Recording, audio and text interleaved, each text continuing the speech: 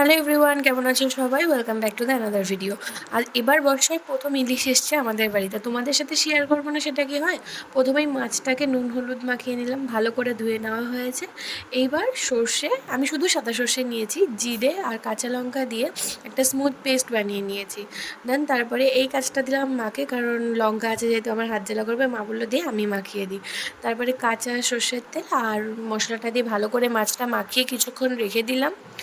দেন তারপরে আমি আলাদা করে কিছু ভাজার জন্য মাছ রেখেছি, তো সেই মাছগুলোকে প্রথমে কড়াইয়ে একদম সর্ষের তেল দিয়ে নিলাম। আমরা সর্ষের তেল খাই না, রাইস অয়েল খাই, কিন্তু তবুও ইলিশ মাছ বলে কথা, একটা সর্ষের তেল না হলে হয়। লাল লাল করে ভেজে নিয়ে সেই তেলের মধ্যেই কালো জিরে ফোড়ন দিয়ে আর মাছটাকে দিয়ে দিলাম।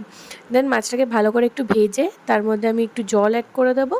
জল অ্যাড করে দেওয়ার পরে এটাকে স্ট্যান্ডিংয়ে রেখে দিলে একদম জল টানিয়ে এইভাবে ঠিক ইলিশ ভাপা আমাদের তৈরি। কেমন লাগলো তোমরা জানিও।